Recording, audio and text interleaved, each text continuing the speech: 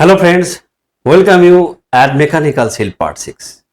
आज mechanical seal part 6 में हम लोग एपीआई सील फ्लशिंग प्लान 32 के बारे में डिस्कस करेंगे। 32 प्लान ना बाकी सिंगल सील फ्लशिंग प्लान से थोड़ा सा हटके थोड़ा सा स्पेशल है। तो क्या स्पेशलिटी है प्लान 32 में, वो जानकारी आज हम लोग लेंगे। तो before going to the main topic, इस वीडियो के थ्रू क्या क्या क्वेश्चन का आंसर आज हम लोग जानेंगे, क्या क्या नया चीज हम लोग 32 के बारे में सीखेंगे, वो देख लेते हैं। तो main difference of API plan 32 with other single mechanical seal flushing plan क्या है, वो आज हम लोग जानेंगे। How does API plan 32 help to maintain vapour pressure margin in stuffing box, कैसे करता है वो जानेंगे। Why this API plan 32 is called best seal flushing plan among all those single flushing plan, क्यों, वो जानेंगे। Why is a continuous and reliable external seal flush supply is important for 32 plan, वो जानकारी लेंगे। फ्रेंड्स, कोई भी mechanical seal flushing plan क्यों दरकार है, हम बार बार बोलते हैं इसीलिए क्योंकि वो जानकारी रखना जरूरी है। जो मेरा रोटरी फेस, ये जो रोटरी फेस है और ये जो स्टैटिक फेस है, ये दोनों रोटरी एंड स्टैटिक में मैकेनिकली फिजिकली कांटेक्ट ना हो, तो इसीलिए हम लोगों को in between these two faces एक लिक्विड फिल्म देना पड़ेगा, लिक्विड फिल्म एक मेंटेन करना पड़ेगा। उस लिक्विड फिल्म मेंटेन करने के लिए एक फ्लशिंग प्लान चाहिए। तो 32 कैसे लिक्विड फिल्म मेंटेन कर रहे वो हम जानेंगे। तो what is API 32? Injection of clean और cool liquid from an external source into the seal chamber to flush and cool the mechanical seal।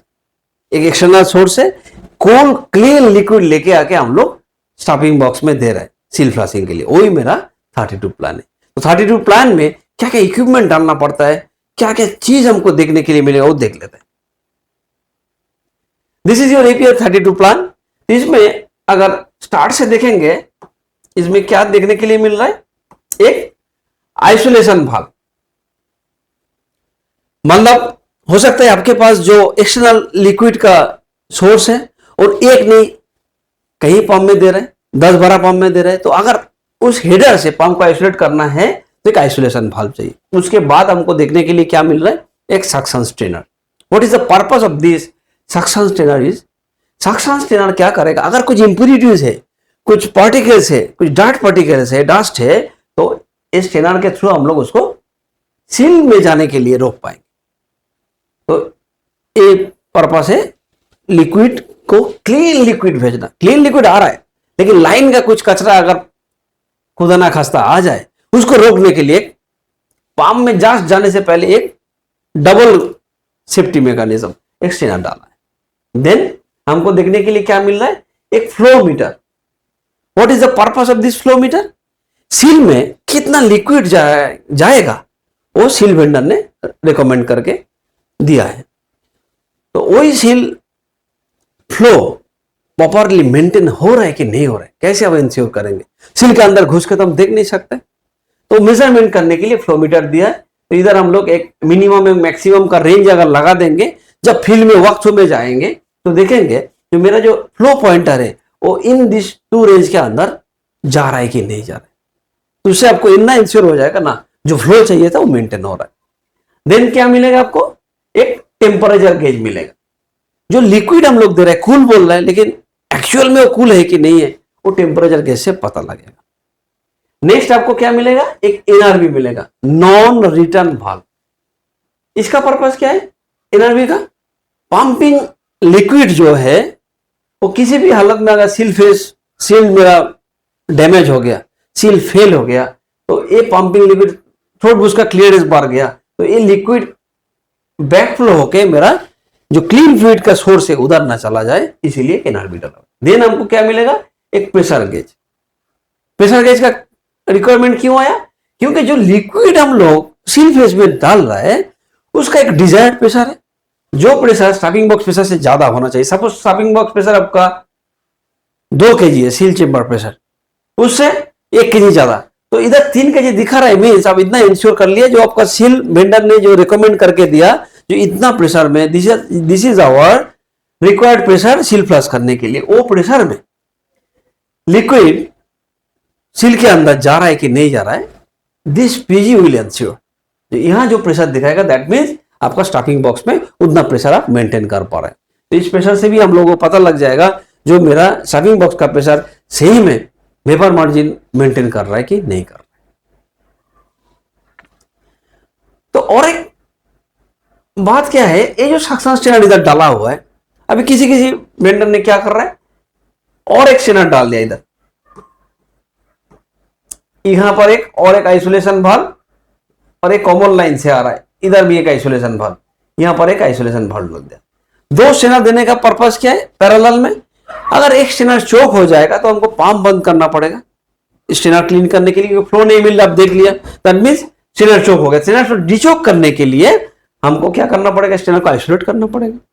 तो अगर पंप चालू रखना है तो हमको और एक सोर्स से लिक्विड को अंदर डालना है, इसीलिए डबल स्ट्रेनर भी हम लोग इधर लगा सकते हैं। Now what are the benefits of this particular seal flushing plan compare to other single seal?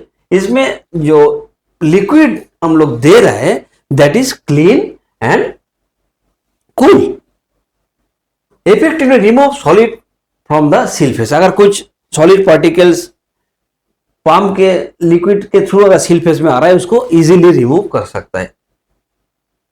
Maintain the vapour pressure margin, vapour pressure margin easily हम लोग इधर मेंटेन कर पाएंगे एज पर आवर रिक्वायरमेंट, हम लोग इसको बढ़ा सकता है एक्सटर्नल सोर्स को।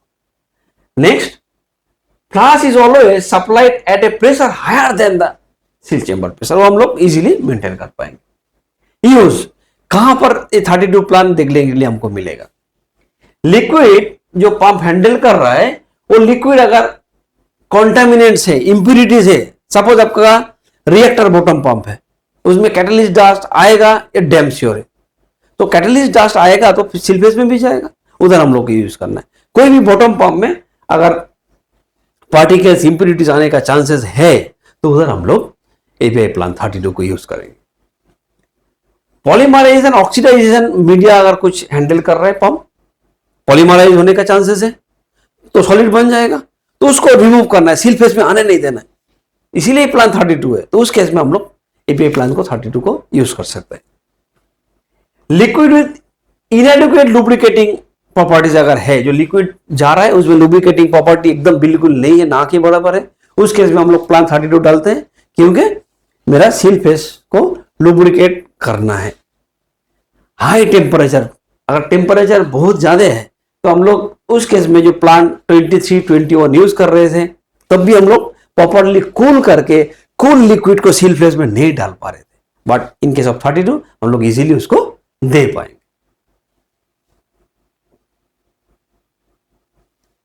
नाउ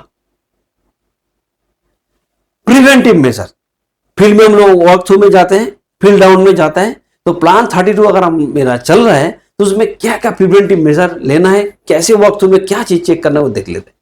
प्रिवेंटिव मेजर में फ्लशिंग लिक्विड को क्या होना चाहिए, flushing liquid always comfortable with your pumping liquid, मतलब पंपिंग लिक्विड यूज कर रहा है, फ्लशिंग लिक्विड दूसरा है, कंफर्टेबल अगर नहीं है वो यूज कर दिया तो आपका जो प्रोडक्ट है वो डिग्रेड होने का high chances are there.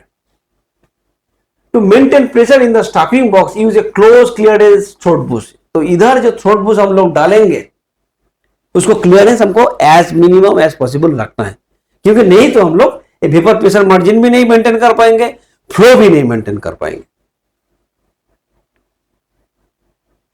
External flush liquid supply should be continuous and reliable all the time in case of startup and shutdown also, मतलब ऐसा ना हो जाए आप जहां से फ्लशिंग लिक्विड को सोर्स किए हैं तो प्लांट आपका शटडाउन हो गया और यूनिट भी शटडाउन हो गया तो आप चला नहीं पा रहा है, ऐसा नहीं होना चाहिए।